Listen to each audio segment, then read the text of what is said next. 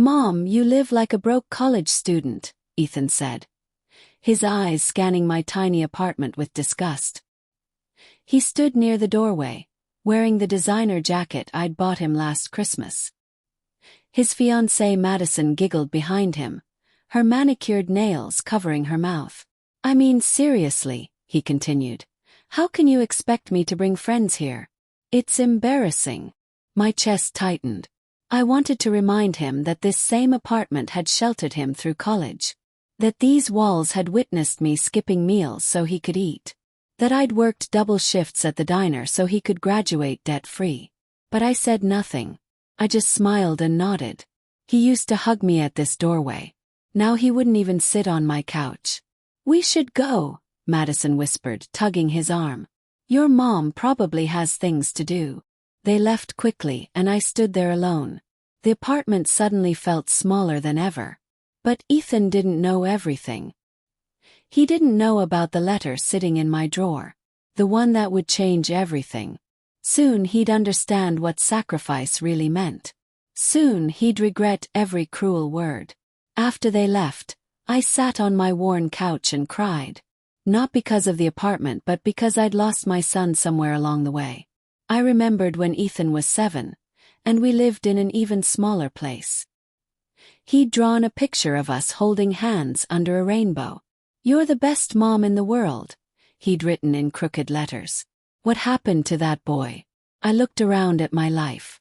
The cracked ceiling. The radiator that clanged at night. The single window that overlooked a parking lot. To Ethan this was failure. To me it was survival. Every piece of furniture told a story. The coffee table I'd found on the street and refinished. The bookshelf I'd built myself. The photos of Ethan through the years, smiling, graduating, succeeding. I'd given him everything. My time. My money. My dreams.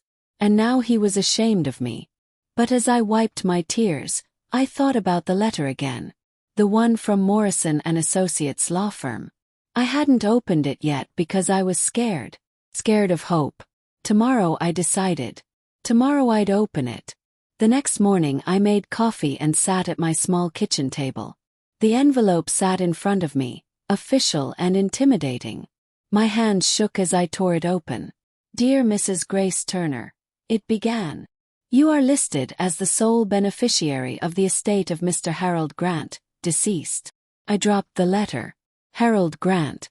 My old employer from 15 years ago. I'd cleaned offices at Grant Properties for 3 years. Harold had been kind to me, always remembering my name, asking about Ethan. When his company expanded, he'd given me a generous bonus and a handwritten note thanking me for my hard work.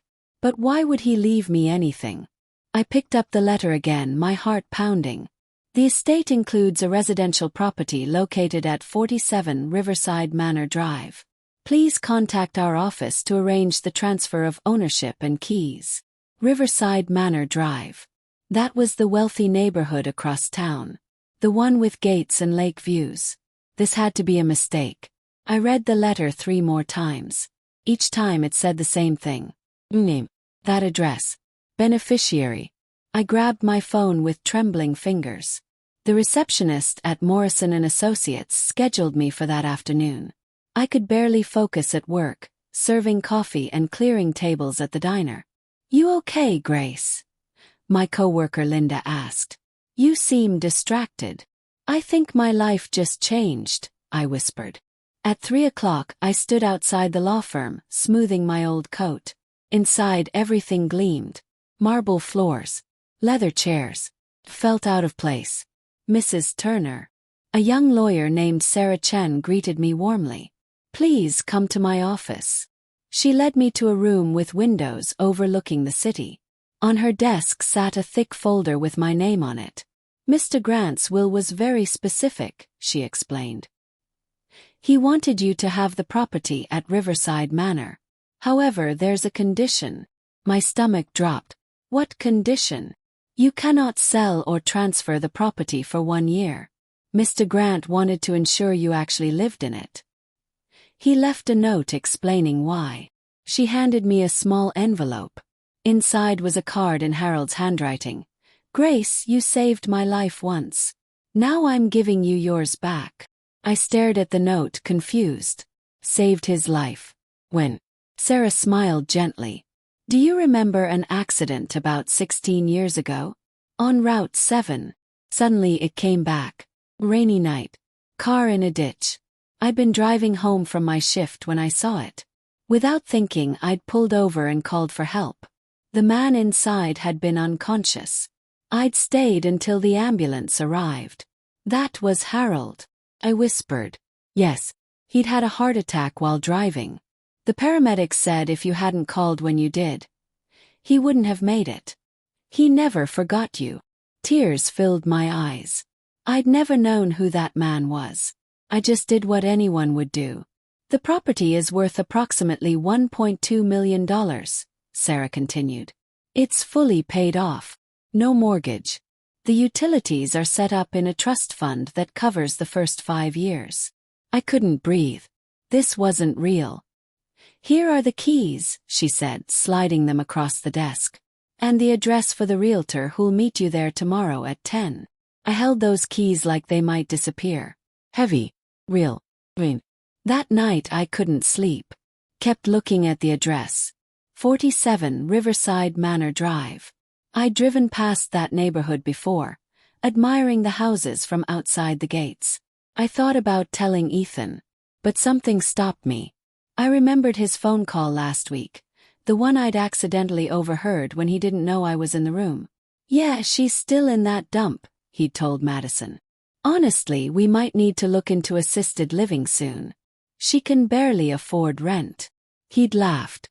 Actually laughed about putting me away. My own son had written me off as a burden. As someone to manage, not love.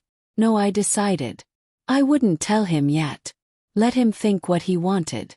Let him believe I was helpless. When the truth came out, it would mean so much more. I wanted to see his face when he realized everything. I wanted him to understand what he'd lost by losing faith in me. Maybe it was petty. Maybe it was wrong. But I was tired of being invisible. For once, I wanted to matter. The next morning, I took the bus to Riverside Manor. The gates were open, and a security guard waved me through when I gave my name. The houses were enormous. Perfect lawns. 3-car garages. I felt like I'd entered a different world. Number 47 sat at the end of a quiet cul-de-sac. My breath caught when I saw it. 3 stories. Stone and glass. Circular driveway. A balcony overlooking a private lake. This couldn't be mine. A woman in a business suit waited on the porch. Mrs. Turner. I'm Rebecca Cole, the realtor. Shall we go inside? My legs felt weak as I climbed the steps. Rebecca unlocked the door and we entered. The foyer was bigger than my entire apartment. Marble floors. Chandelier. Curved staircase leading up. The house has 5 bedrooms, 4 bathrooms, a study, a chef's kitchen, and a finished basement, Rebecca explained. Mr. Grant maintained it beautifully. Everything is in perfect condition. I walked through like I was dreaming. Each room was more beautiful than the last. Hardwood floors. Crown molding. Windows everywhere letting in golden light. Why would he give me this? I asked Rebecca, my voice shaking. She smiled. I met Mr. Grant once, shortly before he passed. He told me you were the kindest person he'd ever known. He said true kindness is rare, and it should be rewarded. We walked through the kitchen. Granite countertops. Stainless steel appliances. A breakfast nook with bay windows overlooking the lake. There's something else, Rebecca said. Mr. Grant left instructions for the study. There's a locked cabinet in there. This key opens it. She handed me a small brass key. The study was on the 2nd floor. Dark wood shelves lined the walls, filled with books. A massive desk sat near the window. And in the corner a locked cabinet. My hands trembled as I inserted the key. Inside were photo albums, documents, and a letter addressed to me. I'll give you privacy, Rebecca whispered, leaving the room. I sat at the desk and opened the letter. Dear Grace, it began. If you're reading this, I'm gone. But I need you to know something. The night you saved me, I was at my lowest point. My wife had just died. My children had stopped calling. I'd lost my will to live. That heart attack felt like an answer. But then you appeared. A stranger who cared. You didn't know who I was. You just helped. That night reminded me that good people still exist. You gave me 5 more years of life, Grace. 5 years I used to make peace with my children, to travel, to laugh again. This house is my thank you. But more than that, it's my way of saying you matter. You've always mattered. Don't let anyone tell you otherwise. Live beautifully. You've earned it. I sobbed into my hands. This man, this stranger I'd helped without thinking, had seen me. Really seen me. Over the next 2 weeks, I quietly moved into the house. I didn't tell anyone except Linda at work, who squealed with joy. Grace, this is incredible, she said. When do you tell Ethan? Soon, I said. But I wasn't sure when. I bought new furniture piece by piece. Nothing extravagant, just comfortable and nice. I hung curtains. I filled the kitchen with food. I planted flowers in the garden. Each morning, I woke up in the master bedroom, sunlight streaming through tall windows. I'd make coffee in my beautiful kitchen and sit on the back porch, watching ducks on the lake. It felt like someone else's life. But slowly, I began to believe it was mine. Meanwhile, Ethan called once. Hey Mom, can you watch our dog next weekend? We're going to Napa. Sure, I said. But you'll need to drop him at my new place. New place? Did you finally get a better apartment? Something like that. I'll text you the address. I heard the confusion in his voice. But let him wonder. The following Saturday I waited. This was it. The moment I'd imagined 100 times. Ethan's car pulled up slowly. I watched from the window as he checked the address 3 times on his phone. Madison stared up at the house, mouth open. I opened the door before they could knock. Hi, sweetheart. Come in. Mom, Ethan said slowly. Whose house is this? Mine. He laughed nervously. What do you mean, yours? Are you house sitting? No. I own it. Madison's eyes went wide. You own this. I nodded and stepped aside. Come see. They walked through like tourists in a museum. Ethan kept touching things as if checking they were real. The granite counters. The leather couch. The chandelier. I don't understand, he said. How can you afford this? Did you win the lottery? No. Someone left it to me. Someone who appreciated kindness. His face changed then. Confusion turned to suspicion. Who would leave you a house? Question stung. As if I was so unworthy that this had to be a mistake. An old employer, I said calmly. Someone I helped once. Helped how? Ethan pressed. What did you do? I saved his life. Silence. Madison touched Ethan's arm. Your mom's a hero. That's amazing. But Ethan didn't look amazed. He looked angry. After they left, I felt hollow. I'd expected surprise, maybe even happiness for me. Instead, I got interrogation. Linda called that evening. How did it go? He couldn't believe it, I said. Not in a good way. Give him time, Grace. This is a shock. But Ethan didn't need time. He needed something else entirely. The next day, he showed up unannounced. I was in the garden, planting roses. Mom, we need to talk. I stood brushing dirt from my hands. About what? About this house. I checked the property records. It's worth over $1 million. I know. And you're just going to live here. Alone. That's the plan. He paced across the lawn. This is crazy. You should sell it. Invest the money. You could live comfortably in a normal place and have savings. I can't sell it for a year. It's in the will. His eyes narrowed. What will? Let me see it. No. Mom, I'm trying to help you. What if this is a scam? What if someone tricked you? I laughed bitterly. You think I'm too stupid to know the difference. I didn't say that. You didn't have to. We stared at each other, strangers in my beautiful garden. Over the following weeks, Ethan became obsessed. He called daily, asking questions about the house, about Harold Grant, about the will. Did you sign anything? Are there debts attached to the property? What about taxes? I answered patiently at first. Then I stopped answering at all. Madison called once, apologetic. Grace, I'm sorry. Ethan's just worried about you. Is he? Or is he worried about something else? She was quiet. He's stressed. His business isn't doing well. There it was. The truth. Ethan's tech startup was failing. He'd invested everything, borrowed from friends. Now he was desperate. And he saw my house as a solution. Tell him I said no, I told Madison. Whatever he's planning to ask, the answer is no. Grace, please. He's drowning. He called me a broke college student, I said quietly. He was ashamed to bring friends to my apartment.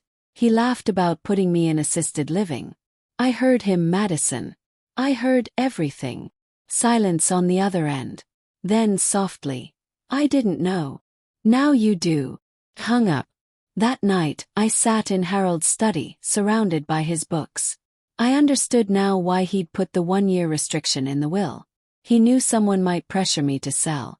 He wanted me to have time to root myself here. To build a life that was truly mine. 2 months passed. I settled into a routine. I quit the diner and volunteered at the local library instead. I took painting classes. I made friends with my neighbors. Mrs. Chen next door brought me homemade dumplings. Welcome to the neighborhood, Grace. We're so glad you're here. For the first time in years I felt seen. Not as someone's mother or someone's employee. Just as Grace. As myself. Ethan stopped calling. Madison sent a few texts, but I didn't respond. Then one night my doorbell rang at 9 o'clock. It was Ethan. His eyes were red. His clothes were wrinkled. Can I come in? Almost said no. But he looked broken, so I stepped aside. We sat in the living room. He stared at his hands. My company folded, he said. Everything's gone. I lost all the investors' money. Madison left me. Part of me wanted to say, I told you so. But I just listened. I was so sure I'd succeed, he continued. I was so sure I was better than this life. Better than struggling. Better than me. I asked quietly. He looked up, tears streaming. I was an idiot, Mom. A cruel, stupid idiot. Why did you come here, Ethan? Because I didn't know where else to go. He wiped his face. I lost my apartment. I'm staying on a friend's couch. And I realized something. What? You're the only person who ever really loved me. And I treated you like garbage. The words hung between us. True and terrible. I'm sorry, he whispered. I'm so sorry. I wanted to hug him. To tell him everything would be okay. But I couldn't. Not yet. Do you know why I lived in that small apartment? Yes. He shook his head. Because every extra dollar I made went to you. Your college. Your car. Your business loan that you never paid back. I chose that apartment so you could have more. Mom. And you mocked me for it. You were ashamed of me. I know. Do you?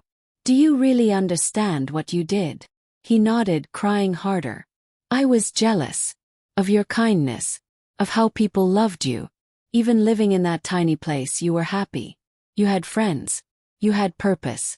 And I had money and success, and I was miserable. So I lashed out. I'd never heard him speak so honestly. Ethan, I said carefully. I'm not going to give you money. His face crumpled. I wasn't asking. Yes, you were. Maybe not with words, but you were. And I'm telling you now, I won't enable you anymore. Then why did you let me in? Because you're my son. And because this is what you need to learn. You can't buy happiness. You can't fake purpose. You have to earn it. He stared at me like I was speaking another language. When I saved Harold Grant, I didn't know who he was, I continued. I didn't expect a reward. I helped because it was the right thing to do. That's what real success looks like, Ethan. It's not money or status. It's being the kind of person others remember with gratitude. How do I become that? You start small. You work.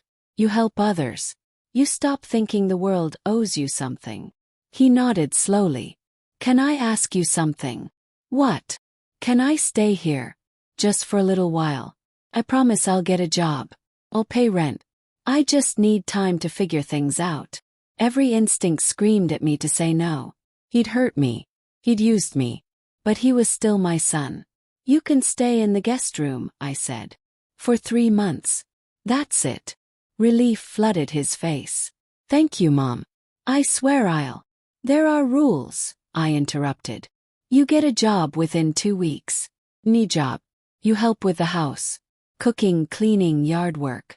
And you see a therapist. Non-negotiable. Okay. Anything. And Ethan. If you disrespect me once, if you take me for granted even a little, you're out. Understood. Understood. That night I lay awake, wondering if I'd made a mistake. Was I enabling him again? Or was I giving him the chance he needed to grow? I thought about Harold's letter. About kindness being rare and worth rewarding. Maybe this was my way of honoring that. Not by being harsh, but by being better than the hurt I'd received. The next morning, Ethan was up early. He'd made coffee and was sitting at the kitchen table with a laptop, searching job listings. Morning, Mom. Morning. I already applied to 6 places. Retail mostly. I figured I'd start there. I poured myself coffee, surprised. That's good. I also looked up therapists. There's someone nearby who takes my insurance. I called and left a message. Maybe he was serious. Maybe this could work. The first week was awkward. We moved around each other carefully, like strangers learning to share space. Ethan got a job at a local electronics store. It was nothing glamorous, minimum wage, but he showed up every day. He came home tired, made dinner and helped clean. One evening, I found him in the garden, pulling weeds. You don't have to do that, I said. I want to. I noticed you've been working on this space. It's beautiful. We work side by side in silence.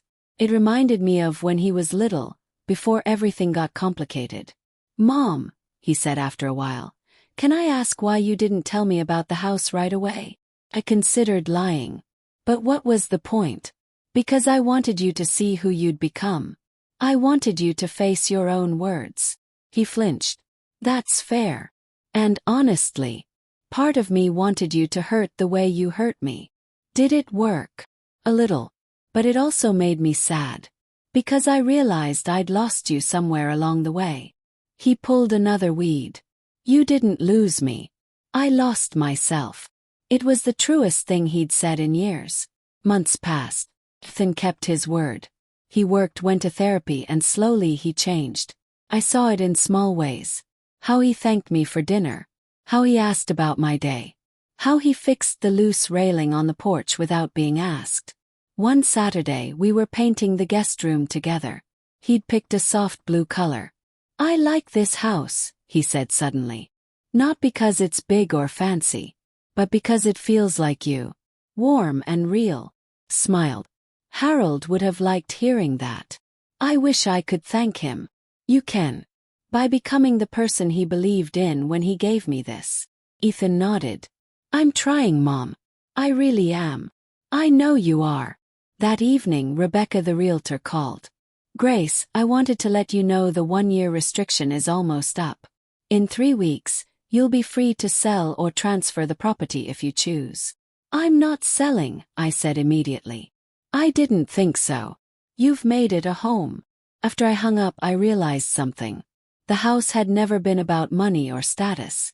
It had been about showing me and everyone else what I was worth. Harold had given me more than a house.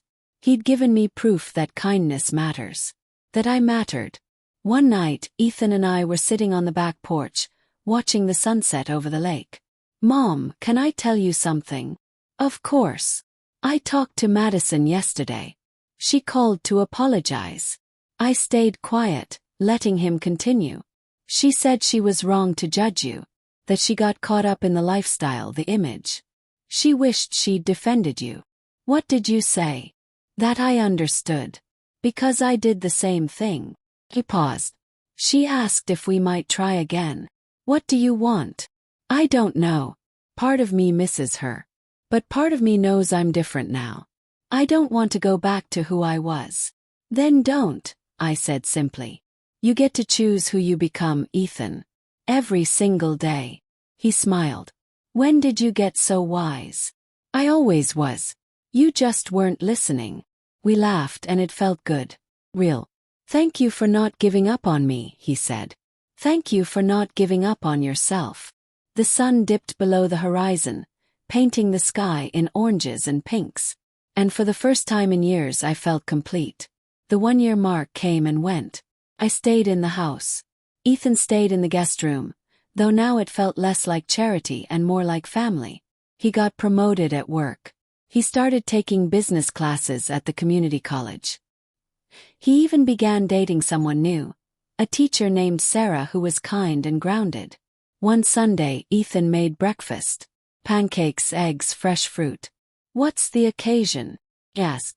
No occasion. Just wanted to. We ate together talking about our weeks. Felt normal. Izzy.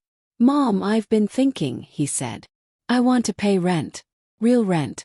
I have savings now, and it's not right for me to stay here for free.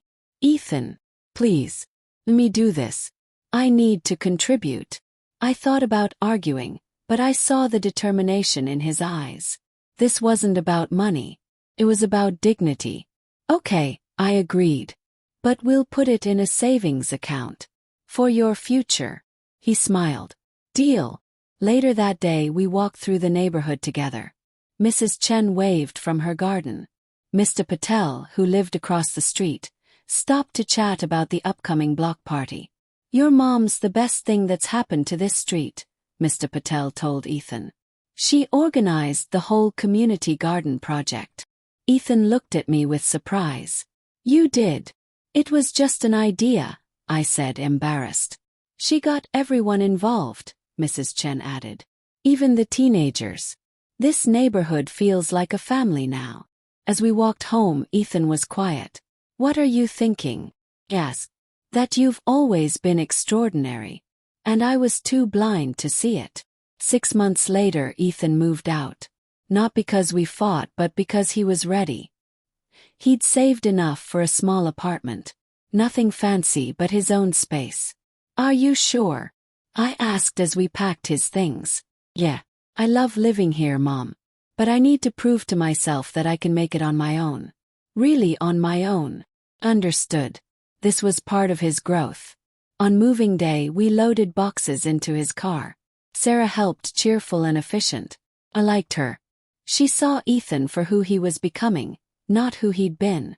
Thank you for everything, Ethan said, hugging me tight. I know I don't say it enough, but you saved my life. Just like you saved Harold's. You saved your own life, sweetheart. I just gave you a place to do it. After he left, the house felt quiet. But not empty. Just peaceful. I made tea and sat in Harold's study. I'd started writing there, journaling about my journey. Maybe one day I'd share it. Or maybe it was just for me. Either way, I'd found something I'd been searching for my whole life. Contentment. A year passed. Then another. The house became truly mine, filled with memories and laughter. Ethan visited every Sunday. Sometimes with Sarah, sometimes alone. We'd have dinner, play board games, talk for hours. He'd started his own business again, but this time it was different. Smaller, more sustainable. He wasn't chasing money or status. He was building something real. I'm profitable, he told me one evening, beaming.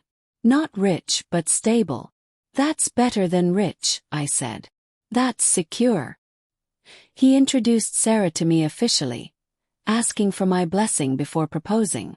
I cried happy tears and said yes. Their wedding was small, in the garden behind my house. 50 people, all people who mattered. Simple and beautiful. As I watched Ethan and Sarah exchange vows, I thought about how far we'd come. From that awful moment in my tiny apartment to this. To healing. To love. During the reception, Ethan gave a speech. I want to thank my mom, he said, his voice cracking. For never giving up on me. For showing me what real strength looks like. This house, this family, this life. It's all because she chose kindness when she could have chosen anger. Mom, I love you. Everyone clapped, but I barely heard it through my tears. 5 years after Harold gave me the house, I decided to honor him properly. I worked with the city to create a scholarship fund in his name. It would help students from low-income families attend college. I funded it partially myself and partially through donations. At the ceremony, I told Harold's story. About the accident. About his kindness. About how one moment of decency had changed my life. Harold Grant believed that good people should be rewarded, I said to the crowd. But more than that, he believed good people should be empowered to create more good. That's what this scholarship is about. Paying forward what was given to me. Ethan was in the audience, crying. So was Sarah and Linda and all my friends from the neighborhood. After the ceremony, a young woman approached me. Mrs. Turner, I'm Harold's daughter, Elizabeth. Hugged her. I've wanted to meet you. My dad wrote about you in his journals, she said. About how you saved him. Not just physically but emotionally. After my mom died, he was lost. But you reminded him that strangers could be kind. That the world wasn't all bad. He gave me so much more than a house, I said. I know. He wanted you to understand your worth. And I think you do now. She was right. I did. Now, at 62, I sit in my beautiful home and reflect on everything. The struggles. Pain. The unexpected blessings. Ethan has 2 children now, my grandchildren. They run through this house, laughing and playing, filling it with joy. Grandma, tell us the story again, my granddaughter Emma begs. About the mean words and the big surprise. So I do. I tell them about the small apartment, about kindness, about how one person's gratitude changed everything. The lesson isn't about the house. I always finish. It's about being good even when it's hard. Even when no one's watching. Like when I helped Tommy find his toy. Emma asked. Exactly like that. Sarah and Ethan watch from the kitchen, smiling. We've built something beautiful together. Not just a family but a legacy. Last week Ethan brought me flowers. Just because, he said. Just because why? Just because you're you. And that's enough. Those words meant more than the house, more than anything. Because they meant he finally understood. I'd always been enough. Just took time for him to see it. This morning I walked through the garden. The roses are blooming, the ones Ethan and I planted years ago. I thought about Harold wherever he is. Thank you, I whispered. You gave me more than you'll ever know. The house isn't just mine anymore. It belongs to all of us. To Ethan, who learned to value what matters. To Sarah, who showed him what real love looks like. To my grandchildren, who'll grow up knowing that kindness has power. Sometimes I look at old photos of my tiny apartment. I don't feel ashamed anymore. That place taught me resilience. It taught me that home isn't about size or status. It's about love. But this house, this beautiful house, taught me something too. Taught me that sometimes, kindness does get rewarded. That good things can happen to good people. That worth isn't determined by money, but by character. I kept Harold's letter in a frame in his study. Sometimes I read it when I need reminding. You matter, it says. You've always mattered. And finally, after all these years, I believe it. Matter. Not because of what I own, but because of who I am. Because of how I love. Because of how I chose kindness when cruelty would have been easier. That's the real inheritance.